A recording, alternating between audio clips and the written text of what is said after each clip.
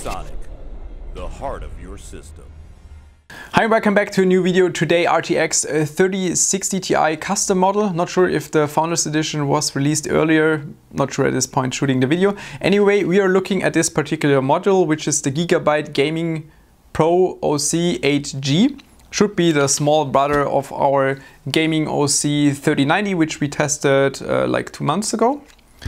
And today we're going to take apart this card, analyze cooler, check out if it has some overclocking headroom, and also do some gaming benchmarks, see where the card positions itself. According to the leaks, it should sit somewhere between 2080 and 2080 Ti.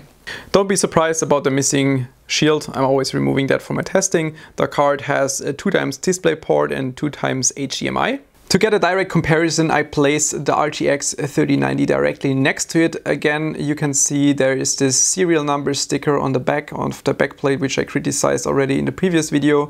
But talking about the 3060, it is a very similar design to the 3090, just scaled down because the power consumption is lower, therefore you don't need as much surface area for the cooler. But again, you have the same serial number sticker, which I don't really understand why it's placed on the backplate itself and not on the PCB. The 3060 is again using the same, which is called screen cooling, where you have this hole in the backplate blowing air directly through, similar to the RTX 3090. And again, same thing we had on the 3090. We had those cables which are blocking a part of the airflow of the screen cooling due to the fact that it's using like a cable extension to extend the power connectors. It's the same with the 3060. Again, it's blocking part of the airflow. With the 3090 I had a bad experience with those cable extensions because the pins inside here were a little bit loose, which made it a little bit difficult to plug in the cable. But for the 3060 it seems that they fixed it. Not sure how exactly they fixed it, but I didn't have any issues plugging in the power cables on this card. The appearance is rather sleek and elegant. You will not find as much RGB as you might find on other cards. I guess it's just a cheaper and more functional design on this card. The cooler is just a typical Gigabyte cooler, which is a positive thing. Look at all those like very detailed cutouts. That's something I like. They put a lot of effort in just maximizing the surface area for the cooler. They could just make like a plain cut on the highest level to make it easier, but they use every millimeter of surface area they can generate for the cooler. I always respect and really appreciate the effort on the cooler design from Gigabyte. We have 5 heat pipes right here, which have direct contact to the GPU itself. We have this small frame around it, which has contact to the memory chips, and then this small area on front for the VRM. Let's do a quick PCB analysis of this card, starting off with the power delivery from the right. Again, we have those cables we had already on the Gaming OC with the RTX 3090, and this design, well, it kind of excludes any kind of water cooling choice because it's not a standard 6-pin or 8-pin connector, and if you would want to go for a water cooling block, you would always have to use this kind of cable extension on the right. That's why I would personally recommend either decide upfront if you want to later upgrade to water cooling or not. And if you don't want to upgrade to water cooling, this card could be a good choice. We have shunt resistors right here, the top for the top power delivery and the bottom one for the bottom delivery. In case you want to do shunt modding, those two would be the according resistors. Then we have 2 power phases right here for memory power delivery. It's a rather traditional design with a high side and low side MOSFET, which can usually only be found on cheaper cards, but it's only using 8 GB of GDDR6, and in this case, even with, let's say, a budget power delivery, you can see that it has some decent overclocking headroom. We have 2 phases, which you can see here, with a high side and low side MOSFETs. Then we have another phase here, one more here, and one more on top. Those should be like 1.8 volt, maybe 3.3 volt, something like that. And then on the left, everything you can see right here is for GPU power supply. We have 7 phases for the GPU supply in total. And on top in the middle, you can find this tiny BIOS switch. The left position is the OC mode, which is like the standard setting, and switching it to the right, it should go into the silent mode. Unfortunately, Gigabyte did not make any thermal use of the backplate.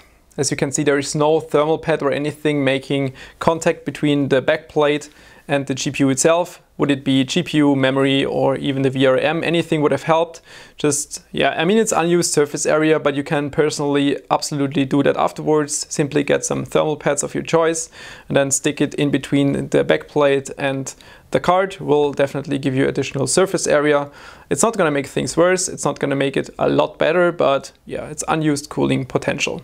The card has been running for about half an hour in TimeSpy Extreme loop test, just to check the GPU temperature, also fan speed, and also what kind of a GPU clock we can expect from this card. We have 1935 MHz on the GPU, you can see all through the test. The GPU temperature target is obviously somewhere at 60 degrees Celsius, and the fan speed is hitting about 1800 RPM, and you can probably hear it or don't hear it in the back because the card, I have to say, it's pretty quiet. Pretty happy with the result, and yeah, that is the result after half an hour. The card is running full load right now, just so you get an impression of how the card looks like and also sounds like under load. Yeah, can't hear it really much, which is great. I mean, the cooler design is absolutely sufficient for the heat output of this card. There is no need to upgrade, and putting this inside a rig, you should have no headaches talking about the noise level of this card. Now that we have an impression of the noise level, also temperature and fan speed under load with stock condition, I'm gonna flip this switch and see how it changes. Not entirely sure what the purpose of the silent BIOS is, but it didn't really change anything. I mean, it's still 1800 RPM on the fan, it's still about 60 degrees Celsius temperature target, obviously. And we have 15 MHz more on the GPU after half an hour. I don't understand it. Strange. The overclocking results of my samples are quite good. You can see 2055 MHz has been running for half an hour in TimeSpy Extreme loop test. It's very straightforward and simple, just plus 130 MHz in GPU boost right here. Adjusted power target to plus 112, well, to plus 12, so it's 112%, and 90 degree temperature target, while it's still obviously far away from the temperature target, but yeah, 2055 MHz, not bad. We are starting our benchmark comparison with 3DMark TimeSpy Extreme, which is using 4K resolution, while only comparing the first graphics test, the so-called GT1. The 3060 Ti is perfectly positioned between the 2080 and 2080 Ti. With overclock, we can push the card by another 6%, which is also a result of the strong GDDR6 OC from 1750 MHz to 2000 MHz. In Remnant from the Ashes in 1440p, the 3060 Ti can almost meet 2080 Ti performance, and with our hefty overclock we can even surpass it. Quite interesting to see though is the fact that almost all our cards in our test scenario right here is sitting at the same minimum FPS area. However, changing to higher 4K resolution, you can see a strong distinction between the cards, and especially within the 1% low FPS. Overclocking also results in very good gains here of over 10%. Again, the card can meet 2080 Ti performance in this game with overclocking. I know most people out there consider PUBG a dead game, but for me personally it's still my favorite. That's why I'm adding it to the test. Using my esports setting, the card can handle both 1440p and 4K well with smooth gameplay. In 4K we can see similar performance to an RTX 2080, and in 1440p it is very close to the RTX 3070. To add some ray tracing data to our comparison, I'm also testing Control, which is still such a challenging game even for 3080 and 3090. These two are the only cards which can handle the game well at 1440p resolution with max details and RTX on. Switching to 4K is such an intense load that there is absolutely no chance for our RTX 3060 Ti, and even the 3080 and 3090s are struggling to deliver smooth gameplay FPS right here. Yeah, Sheik just joined us for the outro. The 3060 Ti, as we expected, positions itself between the 2080 and 2080 Ti. This card in particular clocked extremely well. I could get an overclock performance of about 10 to 12% in addition to your base performance, which is great, because especially keeping in mind that you can only get the power target up to plus 12%. And that is a very fair trade-off, getting plus 12% power consumption, plus 12% in performance. The performance depends on your use case and game, like in TimeSpy Extreme it was only 6%, but in like Remnant from the Ashes it was between 10 and 12% additional performance by overclocking both GPU and memory. The card itself is a good design if you know that you're never going to go for custom water cooling. But for a 3060 Ti, I'm not sure if you ever would. Like for those lower end design cards, you're probably never going for a custom water cooling, I assume.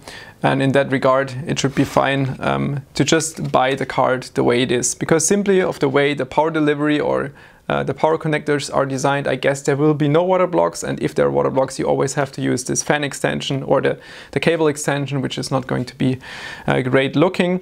But if you know that you're not going for custom water cooling, this card is definitely a good choice. You might consider that you want to add some thermal pads in between the backplate and the GPU itself. And I'm still wondering why Gigabyte keeps putting the sticker on the backplate, because you can simply swap your warranty with the backplate, and that is not smart. I mean, they kept doing that for multiple cards, and yeah, I don't get why they keep doing that. Otherwise, it's a silent card. Cooling is well, performance was well. I cannot complain about anything really. All right. Thanks for tuning in. See you next time. Bye bye.